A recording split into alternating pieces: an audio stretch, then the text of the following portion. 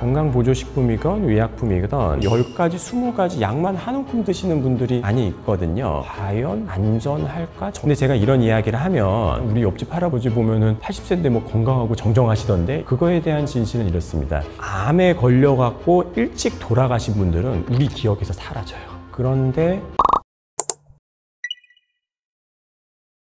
우리나라 사람들이 외국 사람들에 비해서 몸에 좋다는 건강보조식품을 굉장히 많이 섭취하는 경향이 있습니다. 저는 이거를 사회적인 맥락으로 이해를 하고 있어요. 첫 번째는 우리나라 사회 자체가 빨리빨리 효율성을 굉장히 중요시 여기는 문화예요. 그래서 내가 몸이 안 좋고 그러면 근무 시간을 조금 줄이고 충분한 휴식을 취하면 좋아지는데, 우리나라 여건에 그게 되나요? 그러니까 뭐 하나만 먹으면 바로 직방으로 좋아지는 이런 거를 찾는 문화가 있습니다. 이제 두 번째는 비교 문화인데요. 내가 속해 있는 그룹의 사람들이 뭘 하고 있으면 나도 그걸 해야 되는 문화가 있어요. 남들이 몸에 좋다고 무슨 영양제를 먹고 있으면 왠지 나도 그거 먹어야지, 그 집단에서의 동질성이 유지되는 그런 것 같은 경향이 있거든요. 하지만 이거를 조금 냉정하게 바라볼 필요가 있다라고 생각을 해요. 저희 환자분들도 외래와서 물어보세요. 이런 걸 누가 권했는데 이거 먹어도 되나요? 근데 보면 저는 처음 보는 거예요. 뭐 인터넷 찾아보면은 와, 이렇게 좋은 게 없어, 이거 먹으면 뭐 만병이 다 통치되고 이미 뭐 암은 정복이 돼서 노벨상을 받았었을 약이 여기서 왜 이러고 있지? 약간 이런 느낌이거든요. 근데 건강보조식품, 약품 뭐 여러 가지들이 수천 가지가 있습니다. 그래서 이게 유행이 있어요. 근데 한번 이제 냉정하게 생각해 보면 이게 좋은 거면 유행을 타지 말아야 되거든요. 근데 이게 왜 유행이 있을까 하는 것도 생각해 봐야 되고, 이렇게 좋은 거면 왜 내 담당 의사는 이런 거를 안 권하지? 내지는 이렇게 좋은 거면 의사들은 자기들이 알아서 먹고 있을 건데 저 의사는 저거 안 먹네? 이런 합리적인 생각을 좀 해볼 수가 있거든요. 근데 사람이 몸이 힘들면 마음이 약해지게 돼 있어요. 그래서 어디에 의지하고 싶은 마음이 좀 생길 수밖에 없고, 그리고 비싸면은 좋은 거다라는 인식이 있어갖고, 그럼 내가 비싼 돈을 내고 마음의 위안감을 얻을 수 있는 것들이 좀 있어요. 그래서 조금 맥락을 생각해 봤을 때 굳이 그렇게까지 할 필요가 있겠는가 해서 저는 건강보조식품 별로 권하지는 않습니다. 저도 별로 먹고 있지는 않고요. 건강보조식품이건 의약품이건 그거를 먹으면 어떤 양리작용에 의해서 어떤 효과가 있고 어떤 부작용이 있고 빈도는 어떻게 되고 데이터가 있어야 되거든요. 건강보조식품은 좀 문제점인데 데이터가 없습니다. 데이터를 만들려면 임상시험을 해야 되고, 임상시험을 하는 데에는 엄청나게 큰 비용이 필요하게 됩니다. 근데 건강보조식품 만드는 회사들을 보면 대부분 좀 영세한 회사들이 많고, 그런 데에서 제대로 된 데이터를 만들어내기가 어렵겠다는 생각을 들죠. 그래서 이걸 먹으면 정확하게 뭐가 어떻게 좋아지는지 객관화된 데이터 자체가 없는 경우들이 많은데, 그런 약들을 한 알, 두 알도 아니고 몇십 알씩 먹는다고 그럴 때 과연 몸이 안전할까? 저는 그런 생각이 좀 듭니다. 영양제든 음식이든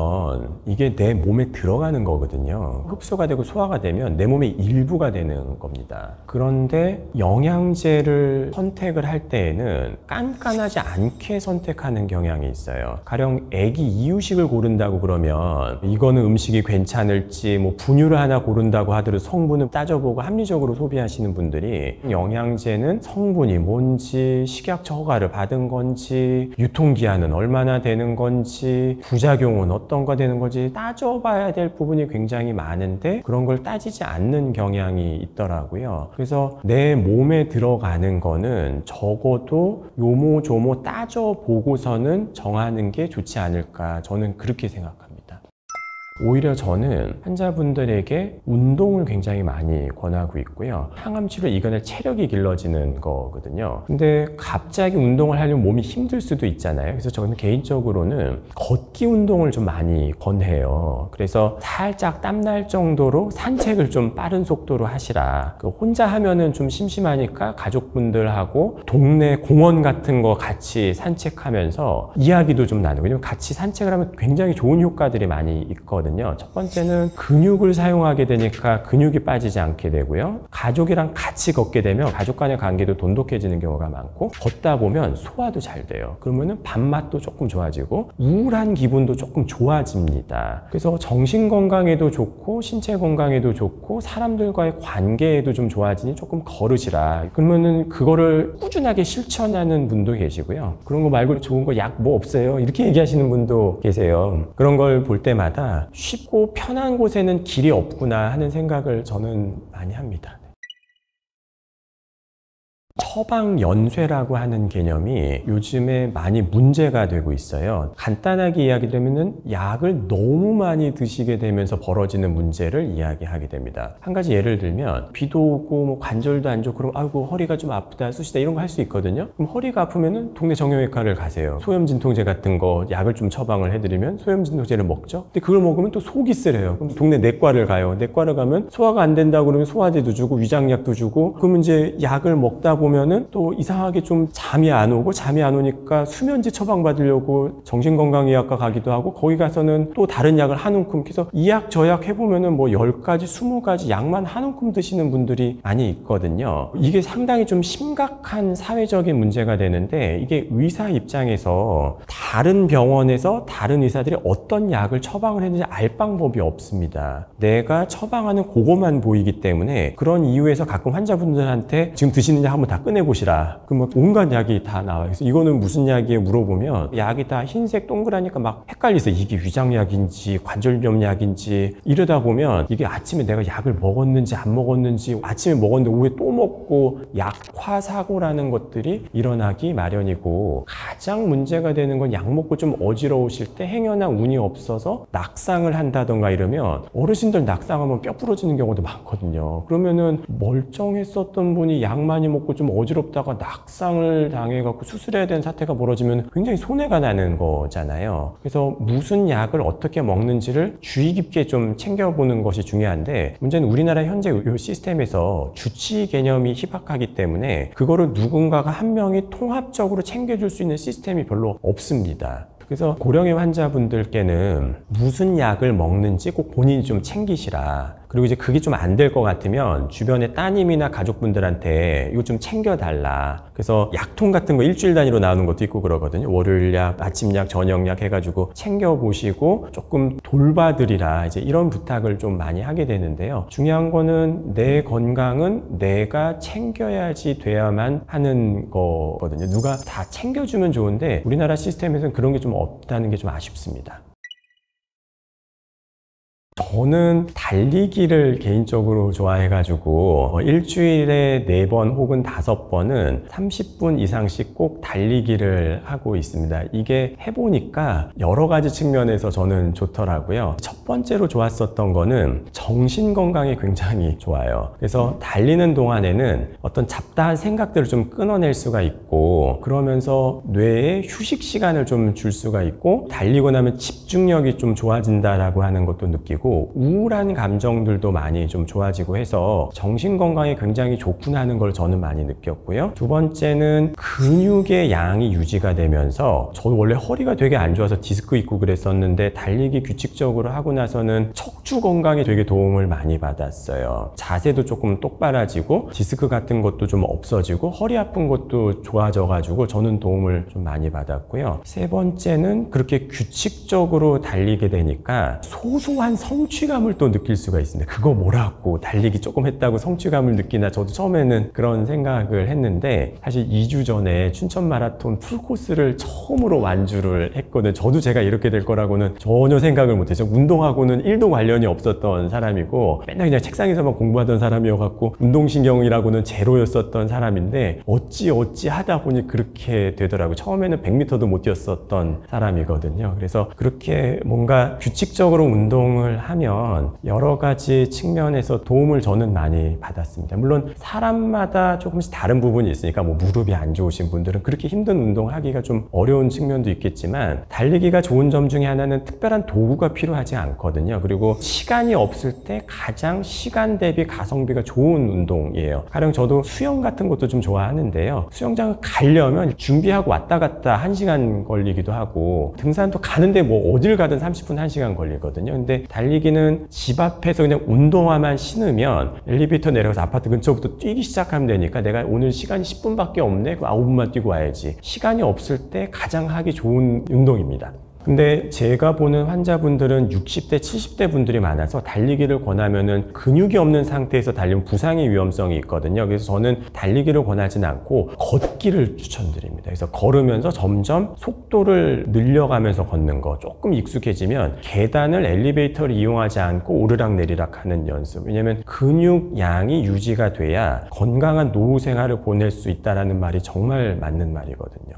제가 주로 보는 암이 폐암, 두경부암, 식도암 이런 병이다 보니까 대부분 다 담배랑 관련되는 암인 경우가 많아요. 그래서 담배를 몇십 년에 걸쳐서 꾸준하게 피우다 보면 어느 순간에는 반드시 암에 걸릴 수밖에 없습니다. 근데 제가 이런 이야기를 하면 야, 저기서 너무 이렇게 무섭게 얘기하는 거 아니야? 우리 옆집 할아버지 보면은 80세인데 뭐 건강하고 정정하시던데? 이런 이야기들이 나오는데요. 그거에 대한 진실은 이렇습니다. 암에 걸려갖고 일찍 돌아가신 분들은 우리 기억에서 사라져요. 하지만 담배를 피신 옆집 할아버지는 어제도 봤고 오늘도 봤고 계속 보게 되거든요. 그러면은 그런 분들 아주 극소수의 분들만 머릿속에 남는 거고, 그래서 전체 데이터를 놓고 보면 80대인데 담배 피우면서 건강하신 분들도 많이 보다 보면은 극단적인 예외적인 경우도 있을 수 있습니다. 하지만 제가 장담 드릴 수 있는 거는 그분한테 가가지고 한번 물어보세요. 80대인데 여기저기 골골하실 수 있어요. 아직 암에 걸리진 않았지만은 뇌졸중 한번 앓은 적 있고 고혈압에 당뇨에 뭐에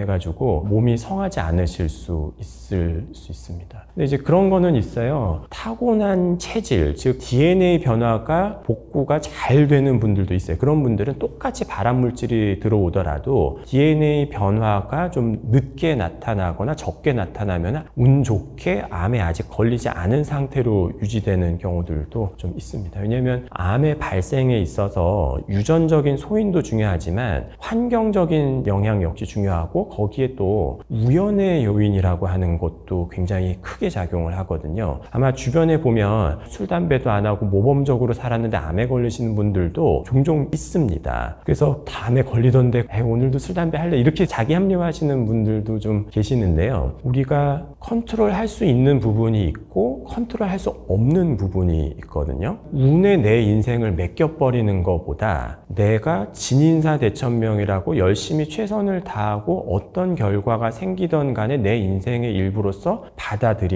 일, 그런 일들이 저는 더 중요한 일이라고 생각을 하고, 왜냐면 우리의 삶 자체가 미래에 어떤 일이 일어날지는 그 누구도 알 수가 없습니다. 하지만 인간은 본능적으로 불확실성을 극도로 싫어하는 경향이 있어요. 하지만 그렇다고 하더라도 불확실성이라고 하는 것들이 언제나 있다라고 하는 거는 어느 정도는 조금 받아들여야 되지 않을까. 왜냐면 그걸 받아들이지 못하면 인생에 당위성의 개념이 부여되거든요. 나는 당연히 건강해야 되고, 옆집 할아버지 80살까지 암에 안 걸리니까 나도 80살까지는 행복하게 살아야지 되고, 인생이 너무나 당연해야 된다라고 하는 사고방식을 갖게 되면 내 뜻과는 상관없이 다가오는 불행을 받아들이지를 못하시는 경우들이 많이 있더라고요. 그래서 어떤 일이 벌어지더라도 이것도 내 삶의 일부라고 받아들이는, 어떻게 보면 삶의 지혜 같은 부분도 좀 갖추면 좋지 않을까 하는 그런 생각도 좀 해봅니다.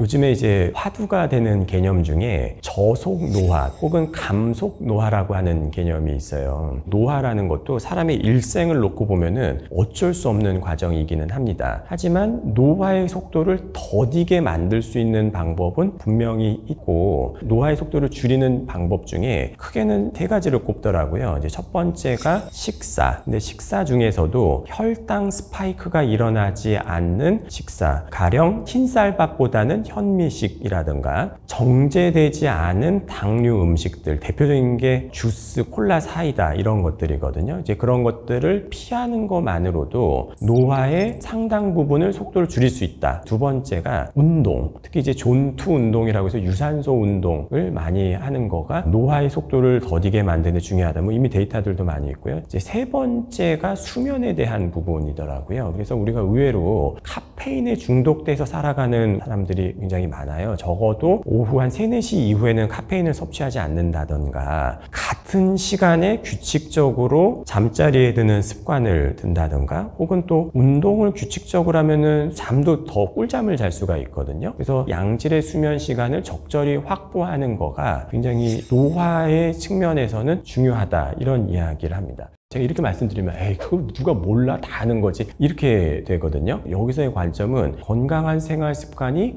왜 안 될까, 왜 습관화가 안 될까, 오히려 여기에 좀 초점을 맞춰보면 좋을 것 같아요. 여러 이유가 있는데요. 건강한 생활 습관 그러면 우리가 부정적인 감정이 되게 많이 들어요. 술 먹지 말아라, 담배 피지 말아라, 운동해라 이러면 엄마 잔소리가 돼갖고 일단 그 얘기를 듣는 순간 마음에 부정적인 감정이 딱 일어나요. 그리고 하루 한들 하루 안 한들 차이가 아무것도 안 납니다. 이제 그런 습관들은 적어도 100일은 필요하다고 이제 저는 생각을 하는데, 꾸준하게 어떤 습관이든지 석 달을 하면은 느낄 수 있을 정도로 변화가 오게 돼 있습니다. 하지만 하루 한다고 해서 즉각적인 효과가 안 나타나게 되죠. 그래서 건강한 습관을 유지를 하기 위해서는 부정적인 감정도 없어야 되겠지만 단기간 내 빨리 뭐가 안 나온다라는 거를 자꾸 되뇌이셔야지 되는 거예요. 근데 분명한 거는 꾸준히 하면은 분명히 차이가 많이 나거든요. 그래서 주변에 있는 60대 분들 잘 관찰해 보세요. 생물학적인 나이는 60대인데 누구는 70대, 80대의 몸을 갖고 있고 누구는 40대의 몸을 갖고, 이 차이가 어디에서 비롯된 차이냐? 적어도 40대 이후서부터 누적되는 아주 미세한 생활습관 차이들이거든요. 작은 차이가 꾸준히 누적되어서 20년 뒤에 어떤 결과가 일어날지는 너무나 자명한 거거든요. 그래서 건강한 노후를 위해서는 일찍 준비할수록 좋은 거다라고 하는 단순한 명제를 제가 이렇게 좀 복잡하게 이야기를 드리는데, 이것 이외에 다른 쉽고 편한 방법을 저는 못 찾았어요. 쉽고 편한 곳에는 길이 없는 거가 맞다라고 저는 생각을 해요. 근데 이런 이야기를 하면 아유 사람이 좀 너무 빡빡한 거 아니야? 뭐 이런 얘기 저한테도 되게 많이 하시는데, 그래서 저는 그 노인의학 하시는 정희원 선생님이 그런 단어를 쓰신 적이 있어요. 편안한 불편함. 내가 운동도 해야 되고 맛있는 음식도 일정 부분은 포기해야 되고 불편한 것들이 있죠. 근데 그거를 자연스럽게 편안하게 받아들이는 어떤 삶의 지혜와 자세가 아주 불가능한 거는 아니거든요. 그래서 그런 것들이 갖춰져 있으면은 나중에 60대, 70대 자기의 삶에 굉장히 큰 변화가 있을 거라고 저는 확신을 합니다.